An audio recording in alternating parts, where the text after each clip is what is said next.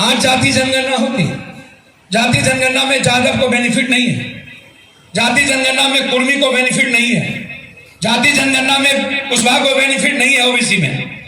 जाति जनगणना यदि होगी तो सबसे ज्यादा बेनिफिट अत्यंत पिछड़ा दलित आदिवासी को, क्योंकि आर्थिक, सामाजिक, राजनीतिक रूप से जो कमजोर है, जाति जनगणना सबसे ज्यादा आने के बाद उसकी आवाज प्रखर होगी और उसमें यह बहुसंख्यक समाज सबसे ज्यादा है। अभी हमारे नेता कह रहे थे पीएम, कहां से पीएम बनिएगा?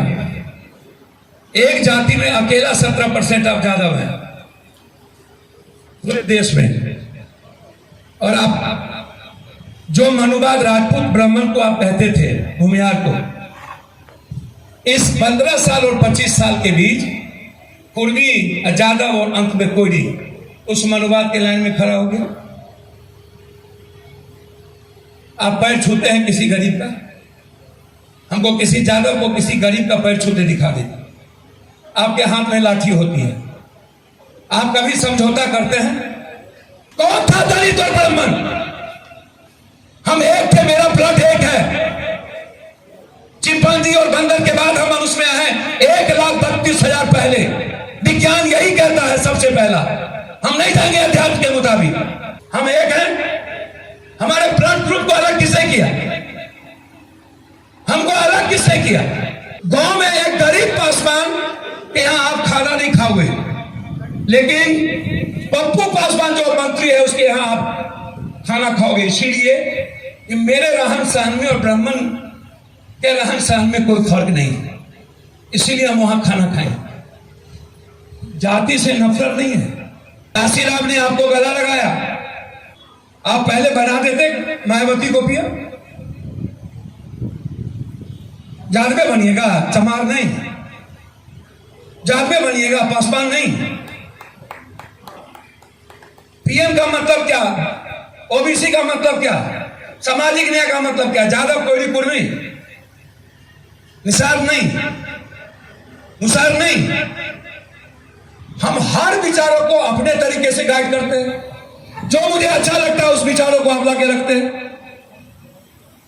अरे गाली देना तो छोड़िए, आप बुलंद समूह हैं और कभी भी कोई ताकतवर समूह दूसरे को गाली नहीं देता है। आप तय कर सकते हैं, लेकिन आपको ये हिंदू, मुसलमान, भगवान, गरीबी का सबसे बड़ा कारण है भगवान। ये हो का हाल चाल बाल ठीक बानी ना? ठीक के बाद एक किस्मत में लिखल हो सही न हो पप्पू जी। फिर आगे बढ़िए कि हो पप्पू का ठीक बानी ना? अरे जे भाग में बात सोही ना हो। फिर आगे बढ़िए कि हो रामू का ठीक बानी ना? अरे भगवान जे लिख दलक से होई ना हो। तो भगवान भाग किस्मत में गरीब को उलझा दिया, इसलिए कृष्ण ने तो नहीं उलझाया, किसी भगवान ने तो नहीं उलझाया। हमने उसको एक्सेप्ट कर लिया, हमारी किस्मत में जो है वही होगा। और जनाब, हमने एक्सेप्ट नहीं किया। आपको मैं बता दूं, पूरा वर्ल्ड कोरोना से डर रहा था, अकेले हम कोरोना से लड़ रहे थे, अकेला। मैंने सुई नहीं लिया है कोरोना का, और मैंने बोला दिल्ली में कि कोरोना किस चिड़िया का नाम। 34 करोड़ रुपया बाय अकाउंट बिहार के हर दलित, हर मजदूर के अकाउंट में 2-2 हजार रुपया भेजे, बाय अकाउंट, हाथ से नहीं। वो मेरा अकाउंट है। 34 करोड़। और जब हम जा रहे थे कोटा ट्रेन लेकर के बच्चों को लाने, तो हमको लोगों ने कहा कि आप कोटा जा रहे हैं 3 ट्रेन लेके। वहां गए तो 3 बिहारी बच्चा मर गया, हमको बाय रोड उसको लेकर आना पड़ा, कोई लाने वाला नहीं। और जब बिहार आए तो एक दिन में 80-80 लाश हमको उठाना पड़ा। आपके यहां सारे मुख्यमंत्री और मंत्री एमएलए सो गए थे। हम रात के 3-3 बजे अकेला पटना में दूध और ब्रेड पहुंचाते थे कि किसी का बच्चा मर न जाए। हम उस दिन भी नहीं डरे, हम इस दुनिया में किसी से नहीं डरे। और मैं कोई भी बात यदि आपके सामने प्रासंगिक रखता हूं तो उसमें मेरा विज्ञान होता है, उसमें मेरा कोई वेद, कुरान, बाइबिल नहीं होती। आधारित विज्ञान और बहस जो सदन में हुई और जो सदन के बहस से जो बातें आई, हम वो संदर्भ आपके बीच में। आप किसको डोम बनाते हैं, किसको क्या, उस पर मेरा नहीं जाना। तो पहले तो हम को अंधविश्वास, आडंबर और कर्मकांड को मिटाना होगा। हम चाहेंगे यहां अंबेडकर हॉस्टल के जितने नौजवान हैं, जाइए अपने अपने गांव, छुट्टी मिले तो काशीराम जी और जिस वामसेव के नेता की चर्चा हमारे लोगों ने की और हमारे पीछे जो नेता ने किया, जाइए और अपनी मां बहन को कहिए कि सरस्वती की पूजा नहीं होगी, सावित्रीबाई फुले की पूजा होगी।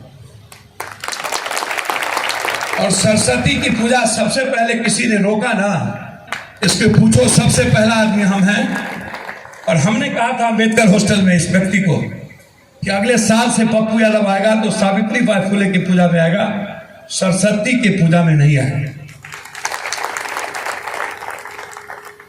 सारस्वती, सार मतलब गोल, स्वती मतलब पप्पू यादव के भीतर कंप्लीट एक संधि विच्छेद है संस्कृत, मैं जानता हूं। इसीलिए हम आग्रह करेंगे सब लोगों से, हर आस्था को मानने दो, लेकिन आप जिस बाबा साहब अम्बेडकर, पेरियार, बाबा ज्योतिबा फुले, साहू जी महाराज, अहिल्या, कौशल्या, जिन वीरांगना नायिका के खिलाफ आप लड़ते हो ना, लक्ष्मी, काली, दुर्गा की पूजा के बजाय सावित्रीबाई, अहिल्या, कौशल्या जैसी वीरांगना की पूजा करना, लक्ष्मी भगवान और काली दुर्गा की पूजा से आपका किस्मत गरीबी की रेखा नहीं पार कर पाएगी। अब मैं लास्ट करता हूं आर्थिक आजादी पे। हम 6000 पर कैपिटा इनकम है मेरी, नीतीश और नरेंद्र मोदी के मुताबिक 6000 पर कैपिटा। और मैं जितना इस दुनिया को जानता हूं 4872 रुपया से ज्यादा एक मिडिल क्लास और गरीब के पास कुछ नहीं है। एक कट्ठा धूल, 92% लोगों के पास 1 बीघा से कम जमीन है भाई भाई। मात्र 7% लोग हैं जिसके पास 5 बीघा से 10 बीघा जमीन बची है, और 1.2% लोग हैं जिसके पास 20 बीघा से 25 बीघा जमीन। 10 आदमी इस भारत में हैं जिसके पास 40% दौलत है। 100 आदमी इस भारत में है जिसके पास 154 करोड़ लोगों का दौलत है। नेक्स्ट जो आदमी है जिसके पास 3% दौलत है, जो 3% दौलत वाले हैं वो टैक्स देता है 54%। दुनिया के सारे दौलत वाला लोग टैक्स देते हैं 3%।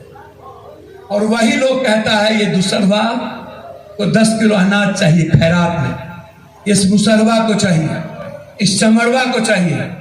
यही पप्पू यादव जिस मिडिल क्लास और गरीब के टैक्स से तनख्वाह उठाता है, और हम हमारे ही टैक्स के पैसे जनधन योजना, स्किल स्टार्टअप, उजाला योजना जो 1350 से 1400 रुपया हो गया, और 10 किलो अनाज और 20 किलो चावल।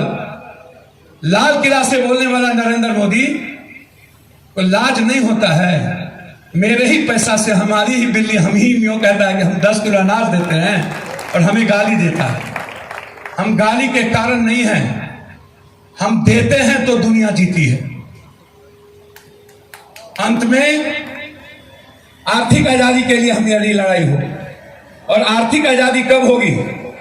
जब supreme court, press, prime minister और भारत के 3 हिस्से कुर्सी पर सीएम दलित और ओबीसी होगा, उसी दिन आर्थिक आजादी की लड़ाई आप जीत पाओगे। जब तक सत्ता, कोर्ट और प्रेस आपके हाथ में नहीं होगी, आप जितना गाली ले लो, आप 6000 रुपया पर कैपिटा इनकम है, एक दिन आपकी औकात 3000 से कम ना हो जाए तो मेरा नाम बदल देना। इसीलिए जितना वैचारिक आप में दूरियां हो, जितना वैचारिक लड़ाई हो गांव में, उसको भूल के एक बार कम से कम इस हिंदुस्तान में पूर्ण सरकार दलित और ओबीसी की होनी चाहिए। और उसको ये बता दो, जिस दिन तुम्हारी सरकार बने, ये कॉलेजियम से लेकर, ये प्रेस से लेकर, ये जाति जनगणना से लेकर और निजी क्षेत्र में आरक्षण तब तक हमको दो जब तक पप्पू यादव के बराबर पप्पू पासवान ना हो जाए तब तक वो आरक्षण खत्म ना हो। लड़ाई लड़िए। इसके अलावे मेरे पास कोई शब्द नहीं। मैंने आपको जीने के और जिंदगी के दोनों के जितना मैं कम जानता हूं, मेरी ज्ञान बहुत कम हो सकती है, जानने की कोई उम्र नहीं होता, जानने की जिज्ञासा जगी रहनी चाहिए। डिस्कवरी ऑफ इंडिया में नेहरू ने कहा था मैं बहुत ज्ञानी था, मरने के वक्त पता चला मैंने तो शुरुआत की थी, जानना तो बाकी था। यही बात राधा कृष्ण पल्लवी ने कहा, शिक्षक वो होते हैं जो अनंत की ओर जिज्ञासा की भूख जगा के रखे। बच्चे यदि a plus B plus minus whole B square two B square पढ़ ले, रट्टू मार और वो रिवोट हो जाए तो ज्ञान नहीं है। बच्चे यदि कंप्लीट रूप से जानने की जिज्ञासा की भूख जगा के रखे और अपने समाज और अपने पड़ोसी के मुस्कुराने का अवसर दे तो ज्ञान हम उसी को कहते हैं। जैसे नानक, बुद्ध, कबीर, बाबा साहब अम्बेडकर, ऐसे लोग जिसने बहुत सारे पन्ने ना पढ़े हों और संपूर्ण जीवन दर्शन को आपके लिए दे दिया हो, हम उसे सत सत प्रणाम करते हैं। और ऐसे ही विराट महासंभूति बाबा साहब अम्बेडकर के प्रति अपार अंतःकरण मन से कर्म से हमेशा मेरे आचरण, चरित्र और चिंतन और विचार में बाबा साहब अम्बेडकर होगा। मेरे वाणी में नहीं, मैं प्रैक्टिकल आदमी हूं। जो चला गया वो असत्य है, जो आएगा वो भी असत्य है। सत्य सिर्फ प्रेजेंट है। ज्योतिबा फुले ने एक बात कही थी, एक संत ने, जीवन का निर्माण करना चाहते हो ना और मानव का निर्माण करना चाहते हो तो आप हमको एक चीज दे सकते हैं। आप दे सकते हैं, यदि मैं मांगू तो दे सकते हैं। यदि बाबा साहब अम्बेडकर के विचारों को पहुंचाना चाहते हैं तो अपना अपना अहंकार हमको दे दीजिए। हाथ जोड़ते, आप लोगों में अहंकार बहुत है। लिख लो पर पत्थर, 4 लाइन पोथी पर पंडित हो, 4 लाइन जान लेने से दुनिया नहीं चलती। विश्व के मानचित्र के फलक पर पूरे दुनिया को समझना पड़ता है और उसके बाद समावेशी विचारों के साथ अपने जीवन दर्शन को प्रैक्टिकल अप्रोच के साथ लोग हमसे बेटी की शादी के लिए 20,000 रुपया मांगने आए। पप्पू यादव उसको यह नहीं कहेगा कि भगवान आपका भला करेगा, जाओ ना बेटी का शादी हो जाएगा। या तो मैं दूंगा या तो मैं बदलूंगा। 83 में मुखिया बने थे, तब से देना शुरू किए। 1 ही लाख डेली जोड़ लीजिएगा, 40 साल हो गया तो अरबों क्रॉस कर चुका हूं। सोशल मीडिया पर डेली का पैसा है, गिन लीजिएगा।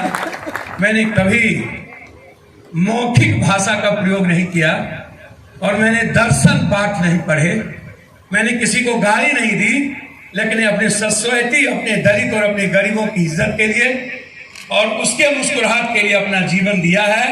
जरूरत पड़ेगा तो किडनी दे देंगे, लेकिन आपके सम्मान को ठेस पहुंचने नहीं देंगे। जहां तक लैट्रिन, बाथरूम और पानी का सवाल है, मैं आपको वचन देता हूं, अब 2 बाथरूम या 3 बाथरूम की तैयारी करिए। पप्पू यादव की तरफ से 1 लाख रुपया उस बाथरूम बनाने में कंट्रीब्यूशन होगा। मैं आप जो अकाउंट देंगे मैं उसमें भेज दूंगा। बहुत बहुत धन्यवाद। मैं आप सबको जय भीम। नारा छोड़ के मैं पैर पकड़ता हूँ। मैं जब से अमेरिका से आया माला नहीं पहना, नारा हम नहीं लगवाया। आप उठा के देख लीजिए, मेरे गले में कभी माला कोई नहीं देखा हो। MLA बने 22 साल में, छोटी सी उम्र थी, हाफ पैंट पहने हुए थे, लोगों ने बना दिया। 6 बार MP रहे, दोनों बार हस्बैंड अवार्डेड हैं वर्ल्ड के। सबसे ज्यादा क्वेश्चन और डिबेट में 4 बार अवार्ड स्पीकर ने हमको दिया, 3 बार मैडम को दिया। इंडिया के हिस्ट्री में सबसे ज्यादा डिबेट पप्पू यादव का है और क्वेश्चन आएगा। मैं सिर्फ आपसे इतना कहूंगा, मैं आपका परिवार हूं और मैं परिवार के दृष्टि से आया हूं, वसुधैव कुटुंबकम के भाव से चलता हूं और आपके लिए मैं पिता की तरह और सगे भाई की तरह हूं। जहां आपको पढ़ने में दिक्कत हो, पप्पू यादव के पास आइएगा जरूर। आपकी पढ़ाई में अर्थ को हम कभी नहीं आने देंगे। इसी विश्वास के साथ बाबा साहब अम्बेडकर और जय भीम के नारे के अलावे दूसरा कोई नारा नहीं लगना चाहिए। बहुत बहुत धन्यवाद। मैं प्रणाम करता हूं। जय भीम।